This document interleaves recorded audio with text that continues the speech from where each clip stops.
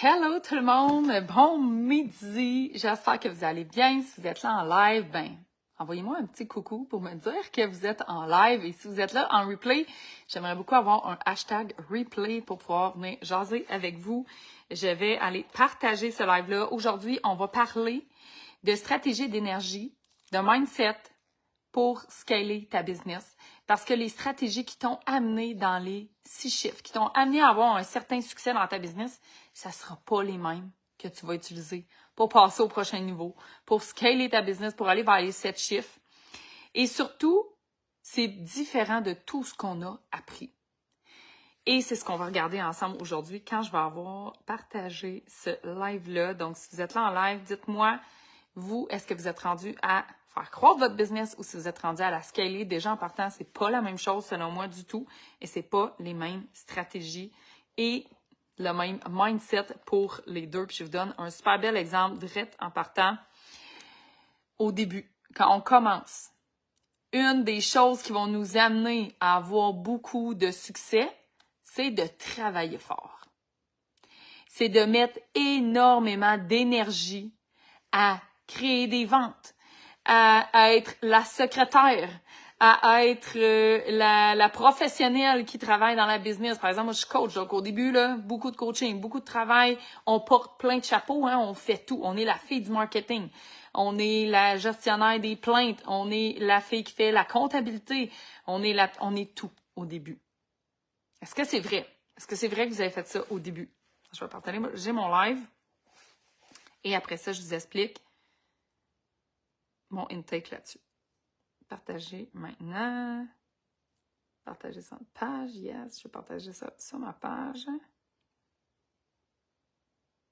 Mon intake là-dessus. OK. Ça va être partagé. Donc, je vous partage ça en attendant que vous connectez. Donc, c'est pas du tout la même chose parce que quand on est rendu à scaler notre business, c'est le contraire. On doit arrêter de mettre énormément d'efforts sur chaque tâche. On doit arrêter d'être celle qui est bonne dans tout. Et on doit commencer à aller plus dans notre zone de génie. On doit aller encore plus se perfectionner dans ce que nous, on est bon et arrêter justement de micromanager chaque, puis de mettre des efforts sur chaque tâche dans notre business.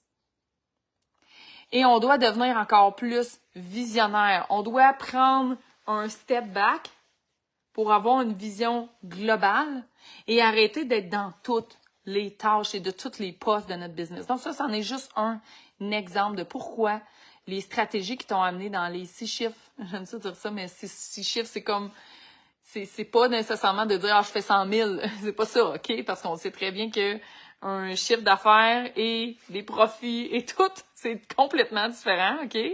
C'est juste pour te donner une image dans le sens que tu as déjà un revenu, ta business fonctionne bien, tu as une offre que tu sais exactement quoi faire pour aller chercher des clients, ça roule déjà bien, OK? Donc, quand on veut scaler notre business, parce qu'on a déjà cette solidité-là, on a déjà une offre qui fonctionne, on est déjà capable de se payer un revenu, on commence déjà un petit peu à déléguer, on a des dépenses dans notre business, puis on est capable de fournir pour nos dépenses, nous, personnelles, puis notre business. Puis là, quand on est rendu là, on peut aller scaler notre business, on peut aller au prochain niveau. Fait que, tu sais, je dis les 6 chiffres, ça veut dans le fond rien dire, à part que c'est un beau trick de marketing et de CEO. OK? Juste être sûr que c'est bien partagé. Yes, c'est partagé. Donc, dans le fond, pour scaler ta business, je vais regarder vos commentaires ici parce que je les vois pas. Salut Julie, salut Mira, salut Daniel, hello tout le monde. J'espère que vous allez bien.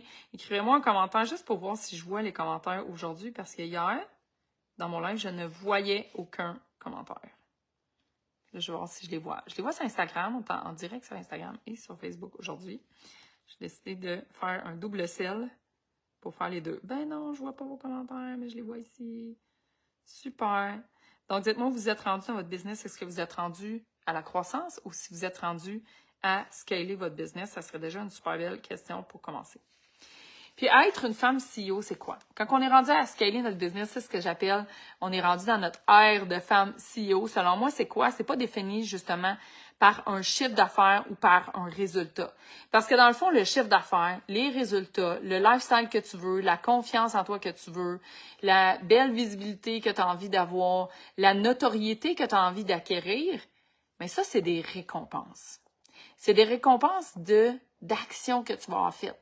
C'est des récompenses il y a plein de clients qui ont décidé d'acheter mon offre. Il y a des employés qualifiés qui ont des super belles conséquences. Qui ont des super belles compétences, qui ont décidé de se joindre à mon équipe. Mais tout ça, c'est quoi? C'est juste des récompenses. C'est juste des récompenses. Pourquoi? C'est des récompenses pour avoir fait le travail en profondeur sur toi, pour devenir une nouvelle personne. Pour devenir une personne qui pense complètement différemment. Parce que les gens qui vont se rendre là, dans des chiffres d'affaires comme ça, qui vont devenir des leaders de ce niveau-là, ils vont avoir changé complètement leur façon de penser. Ils vont avoir changé complètement, oui, les actions qu'ils font pour avoir des résultats différents. C'est sûr qu'il faut faire des actions différentes, mais ils vont avoir à la base changé leur façon de penser. Ils vont avoir reprogrammé une nouvelle identité. Ils vont être devenus une nouvelle personne parce que c'est pas ce qu'on apprend à faire. C'est pas ce que 90% des gens font. C'est pas ce que 90% des gens apprennent à faire. À l'école, on apprend quoi, entre autres? Puis dans la vie, puis pour démarrer une business, on apprend à être une bonne élève. On apprend à faire des tâches de base. On apprend à faire ce qu'on nous a appris dans la vie. Faire comme tout le monde.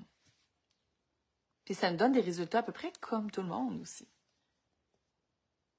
Ça nous donne des résultats à peu près comme tout le monde aussi. Quand on parle de scaler une business, ça, c'est vraiment pas tous les entrepreneurs qui vont être capables de se rendre là. Du tout, là. C'est vraiment un petit pourcentage, je sais pas moi, 10, 5, 1% qui vont se rendre là. Donc, c'est pas du tout la norme. C'est pas du tout, puis c'est pas pour rien que ces gens se rendent là, c'est qu'ils ont complètement une façon de penser qui est différente des autres. Parce que c'est pas ce qu'on a appris. C'est d'apprendre à être la bonne élève, à suivre tout ce qu'il faut faire pour se rendre à vendre, pour se rendre à travailler fort pour soi-même. Par exemple, si tu es comme un employé présentement dans ta business et que tu fais beaucoup d'heures en one-on-one, ben c'est pas du tout la même façon de penser que de dire « je ne suis plus la vedette de mon entreprise ». Parce que quand on fait tout, on est la vedette de notre entreprise. Mais la femme CEO, elle, qu'est-ce qu'elle fait? Elle se descend du piédestal. Elle n'est plus la vedette de son entreprise. Et là, elle engage des employés. Elle engage des employés meilleurs qu'elle. Elle se met à chercher des collaborateurs aussi qui vont être meilleurs qu'elle. Elle ne sera plus la vedette de sa business.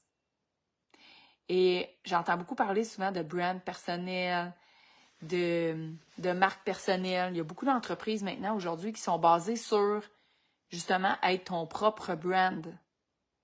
Que c'est toi la vedette de ton entreprise. Mais pour scaler une business, il faut s'enlever du chemin. Ça ne veut pas dire que tu ne vas pas nécessairement avoir un brand personnel. Tu peux quand même avoir un brand personnel. Mais ça veut dire que ça ne sera plus toi la vedette de la business. Et sérieusement, ça, c'en est une des clés que je vois avec mes clientes qui ont du succès, qui réussissent à scaler leur business. C'est qu'elles vont, oui, parfois être le brand personnel de la business, mais ça ne sera pas eux la vedette de la business. Et la business pourrait rouler sans elle, sans cette personne-là, ou en travaillant très, très peu dans la business. Et c'est complètement un mindset différent. C'est complètement une façon de penser différente. Et quand on fait ça, moi, je l'ai fait avec ma première entreprise. En fin de semaine, j'étais allée à Québec, celles qui ont vu mes stories, et j'étais allée rencontrer Marie-Ève, une des filles qui a acheté ma business parce qu'on l'a séparée et il y a plusieurs personnes qui étaient des acheteurs dans cette transaction-là. Mais il y avait Marie-Ève, entre autres, qui était une de mes employées clés à cette époque-là. Et Marie-Ève, qu'est-ce que j'ai fait avec elle? Ben, elle avait envie d'essayer des nouvelles choses. Elle avait envie de faire une nouvelle formation. Elle avait envie de d'autres choses que qu'est-ce qu'on faisait actuellement. Mais elle était tellement habituée de travailler dans le système puis d'être impliquée dans la business que moi, je lui ai payé une formation. Puis je lui ai dit, go, vas-y. Crée ce nouveau système-là. Crée cette nouvelle division-là dans notre compagnie, dans le fond. C'est elle qui l'a fait au complet par elle-même. Et je me souviens, à l'époque, ça avait presque doublé notre chiffre d'affaires. Et moi, je n'ai rien fait là-dedans. Je n'ai rien fait là-dedans. C'était pas moi la vedette, dans le fond, de cette division-là. Donc, vraiment, quand tu commences à penser comme une CEO, quand tu commences à déléguer aussi comme une CEO, ça devient facile de trouver des employés vedettes. Et je sais que c'est le principal problème et la crainte des employés, des gens qui veulent scaler leur business, et je l'entends souvent, c'est que vous avez peur de scaler votre business parce que vous avez peur de ce que ça va être avec des employés. Right? Dites-moi un commentaire si vous vous sentez comme ça. Vous dites, hey, moi, j'ai des grands rêves. Oui, j'aimerais ça scaler ma business, mais j'ai peur de déléguer. J'ai peur de déléguer parce que on n'arrête pas de parler de pénurie de main-d'œuvre. On dit qu'il y a plein de monde qui a leur valeur, ça fait dur. Ou vous avez déjà essayé de déléguer puis vous étiez complètement découragé par les personnes que vous avez engagées. Est-ce que c'est vrai? Il faut que je revoie mon modèle d'affaires souvent pour ça. Yes, t'as vraiment raison. Allô Julie, allô Edith. Salut les filles qui nous regardent. Salut. Sur Instagram, je vois pas vos noms 3/4 du temps. Fait que si vous êtes sur Instagram, ben dites-moi votre nom parce que souvent c'est des noms qui sont des noms de business, mais je ne sais pas c'est qui est derrière l'écran. Fait que dites-moi votre nom si vous êtes sur Instagram. Juliane dit, j'ai aucune idée comment scaler ma business. Je suis coach, je vends pas des produits. Ben, c'est comme moi, exactement. Puis ma première business en passant, c'était du coaching. C'était du coaching plus au niveau entraînement physique. Puis c'est sûr, on a toujours le mindset, puis la nutrition, puis on avait tout ça aussi. Mais c'est la même chose. C'est exactement la même chose. Toutes les business peuvent se scaler. Il n'y a pas une business qui ne peut pas scaler, OK? Puis moi, dans le fond, ce que j'ai commencé, en plus, ma business de coaching, dans le temps, j'ai commencé avec 3 employés et moi, j'étais même pas sur le terrain. Moi, je sais que c'est une de mes forces de déléguer. Je vous dis pas que c'est facile en passant. Je vous dis pas que c'est pas facile, puis vous n'aurez pas de problème avec vos employés. Ça serait complètement faux. Ça serait complètement faux de vous dire ça. Mais il y a moyen de réduire au maximum les frictions. Il y a moyen de scaler sa business. Aujourd'hui, en plus, moi, dans le temps, c'était comme, t'engages des employés. OK, il n'y avait pas de réseaux sociaux. Automatisation n'existait pas vraiment. Il y avait presque rien en ligne. On commençait même à faire des paiements en ligne il y a 20 ans. C'était tout nouveau là, de payer en ligne par carte de crédit quand j'ai commencé. Puis même, on le faisait pas au début. Pendant longtemps, j'ai déposé des piles de chèques. Je m'ennuie tellement pas de cette époque-là. Là. Je m'ennuie tellement pas. Est-ce qu'il y a d'autres gens qui sont plus vieux aussi ici puis qu'ils ont déjà déposé des chèques comme compagnie, là? T'arrives à la caisse avec tes 300 chèques, là, faut t'écrire ça dans ton petit bordereau de dépôt, chèque par chèque. Oh my God, que je ne m'ennuie pas du tout de ça et je suis contente de payer des frais à PayPal. Je suis contente de payer des frais de transaction à PayPal à cause de ça. Oui, tu peux bien rire, Julie. Vraiment, là, je suis super contente. Prends mon argent à PayPal. C'est une des premières fois que j'ai délégué, je me souviens. C'était d'écrire les chèques dans le bordereau de dépôt parce que j'étais écœurée de faire ça. De prendre des inscriptions à la mitaine, au téléphone. Ben, au téléphone avec mes clients, j'aimais ça, mais inscription à la mitaine, moins. Donc, exactement. Tu sais, s'il y a des tâches que vous aimez pas actuellement, là, c'est ça qu'on va commencer à déléguer en premier. On va tout se faire une belle liste, OK, de ce qu'on n'aime pas. Mais je faisais pas que ça, moi, déléguer des tâches que j'aimais pas. Moi, souvent, je demandais à mes employés, qu'est-ce que tu aimerais faire? Parce que dans le fond, on engage des employés pour faire des tâches, oui, mais on oublie des fois que ces personnes-là, si elles veulent être motivées, on va parler de ça aujourd'hui. J'ai un beau petit plan, mais j'ai envie de vous parler de ça aujourd'hui parce que c'est vraiment super pertinent. C'est pour vous donner une idée de qu'est-ce qui s'en vient aussi dans le cercle des femmes CEO. Parce que vous savez, mes lives, c'est dans le cadre du lancement des femmes CEO. D'ailleurs, je sors d'un super bel appel. Donc, il y a une place de nouvelles, une place de prise dans le cercle des femmes CEO. Il y a juste 12 places.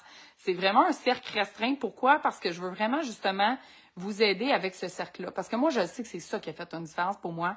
C'est d'avoir la même mentor pendant 8 ans.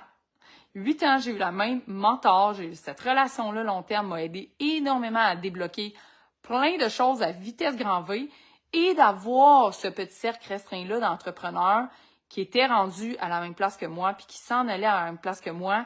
Sérieux, ça a vraiment été la clé et c'est ce que je veux recréer avec le cercle des femmes CEO, en plus du coaching. Hey, salut! Mélanie! Toi, Mélanie, je le sais sur Instagram, c'est quoi ton nom?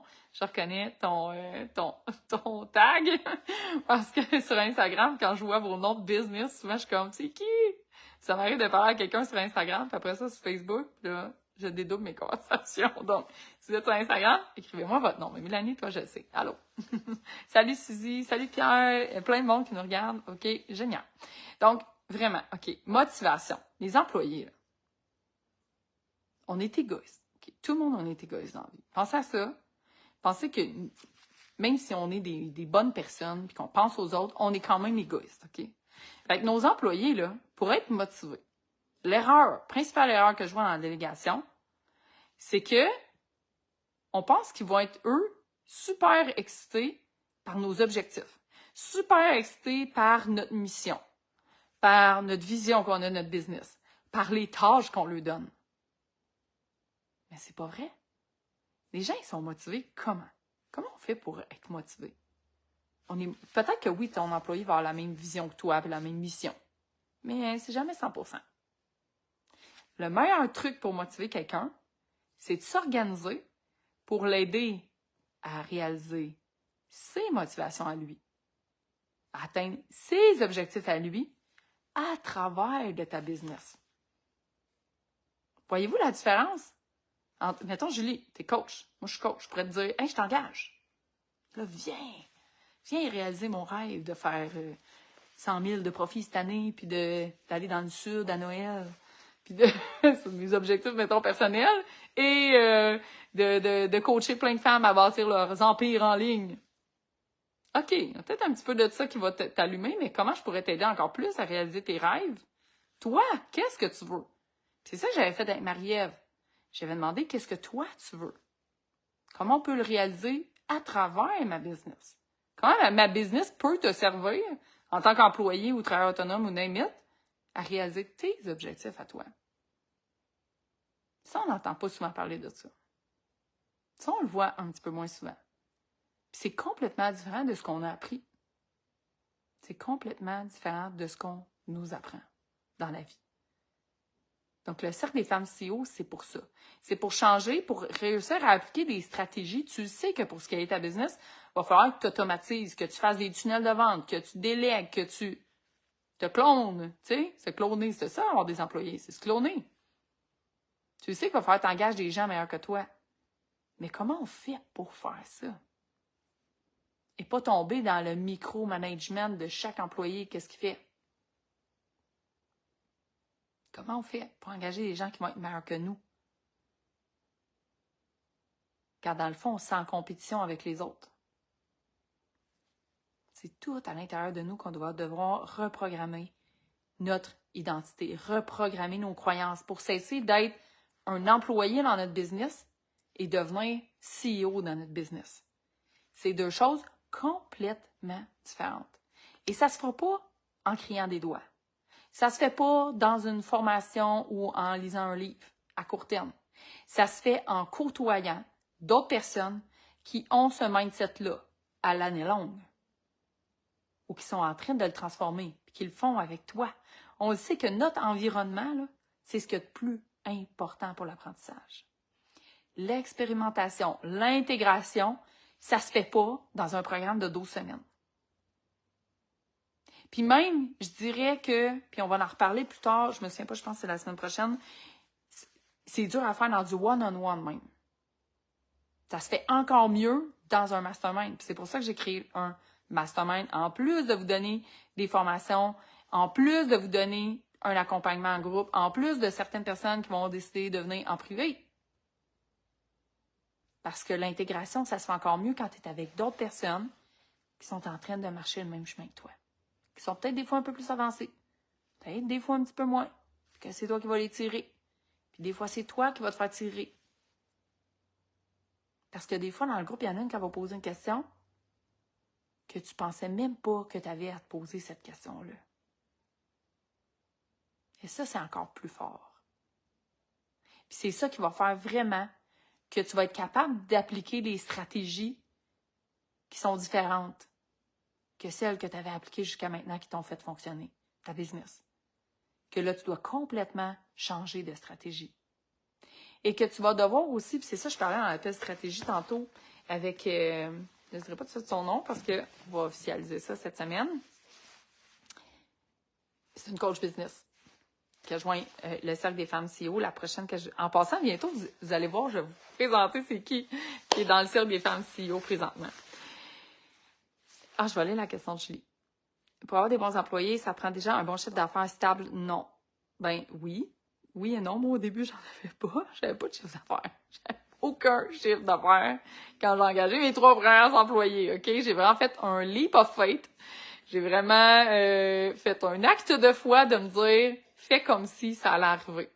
Ça, c'est ma coach qui m'avait appris ça, ma mentor, puis c'était vraiment inconfortable.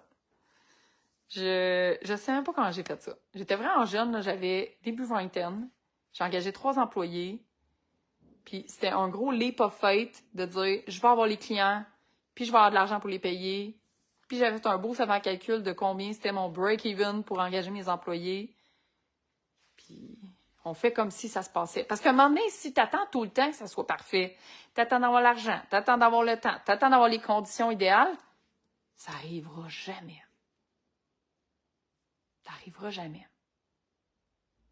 Faut arrêter à un moment donné d'attendre tout le temps le bon moment, la bonne affaire. Puis ça veut pas dire de ne pas être prévoyante. Je suis quelqu'un qui est super prévoyant. Moi, quand j'ai un employé, je sais que j'ai toujours 3 mois de son salaire dans mon compte de banque, là, puis je le garde en stand-by. Mais à un moment donné, il faut le faire, le leap of faith. Parce que c'est pas vrai que ça va arriver, là, puis que toutes les conditions idéales vont être réunies. Ça arrivera jamais.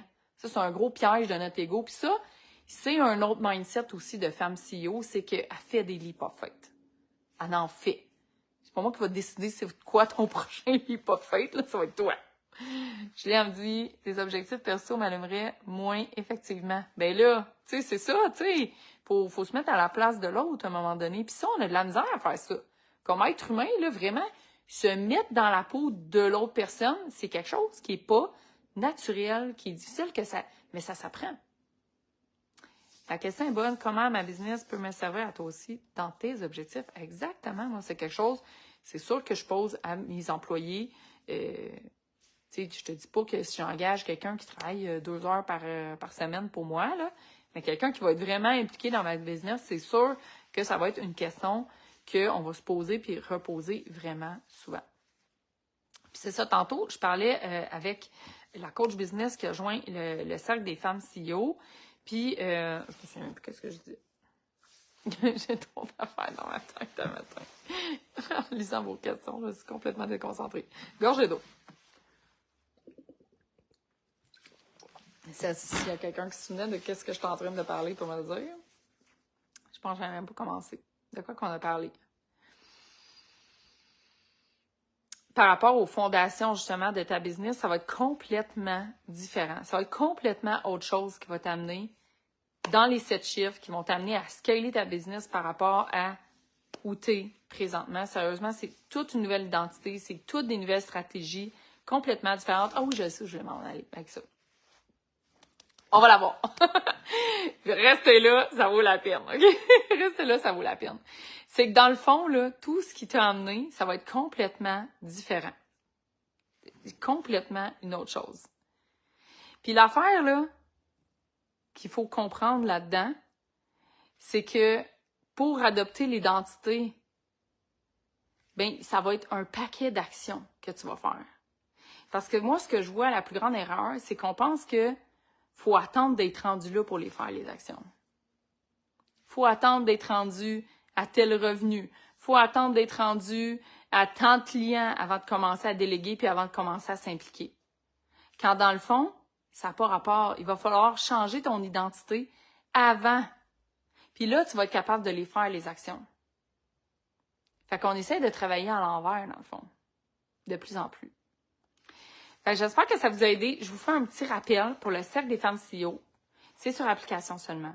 C'est un engagement de 1 an parce que moi, je prends vraiment les relations long terme et je sais que dans cette année-là, vous allez vraiment voir l'évolution parce que c'est pas quelque chose qui se fait d'un seul coup. Et on a 12 places seulement disponibles. Là, si je me trompe pas, il en reste 6. Donc, on est déjà rendu à la moitié. Les inscriptions, ça va être jusqu'à temps que le groupe va être complet. Mais au 14 décembre, moi, je suis en vacances. Et le tarif Early Bird est jusqu'au 14 décembre. Et moi, quand je fais un tarif Early Bird, j'ai pas décidé le prix final. Je l'ai pas marqué encore. Mais normalement, ça double, OK? Fait que normalement, ça va être 2 fois le prix qui est indiqué. Je vais peut-être faire un petit graduel. J'ai pas décidé. Mais c'est sûr que le tarif Early Bird va finir le 14 décembre quand je vais tomber en vacances. Et c'est sur application seulement parce que je vais être sûre de m'assurer de l'homogénéité du groupe, que c'est vraiment le bon programme pour vous, que j'ai vraiment bien répondu à toutes vos questions, que c'est clair, que l'engagement est clair. Comme j'ai parlé cette semaine, moi j'aime beaucoup les engagements qui sont clairs, que c'est net. Donc vraiment, c'est sur application seulement. Et vous allez avoir bientôt une belle image avec c'est qui les femmes qui sont dans le set des femmes CEO pour savoir si vous avez envie d'être avec ces personnes-là, passer 1 an avec ces filles-là dans le mastermind. Et je pense que j'ai tout dit. Fait que je vais vous mettre le lien dans les commentaires si ça vous tente de réserver votre appel d'application. Et on se revoit très bientôt pour un autre live. En fait, demain, j'ai un super beau live et je vais vous annoncer c'est quoi le bonus pour celles qui payent en un versement. Parce que j'ai décidé de vous offrir un super beau bonus pour celles qui payent en un versement. Donc, il est écrit sur la page de vente. Mais demain, je vais vous le présenter, je vais vous le montrer. Puis en même temps, je vais vous présenter une des femmes du cercle des femmes CEO, qui est Myriam Saint-Gelais. Donc, demain, on va être en live avec elle et on va probablement vous présenter c'est quoi le bonus, qui est vraiment un super beau bonus. Puis, j'ai super hâte d'être avec vous demain pour ce live-là. Donc, manquez pas ça. Ça va être demain, puis ça va être annoncé sur mes réseaux sociaux tout à l'heure. Bonne journée!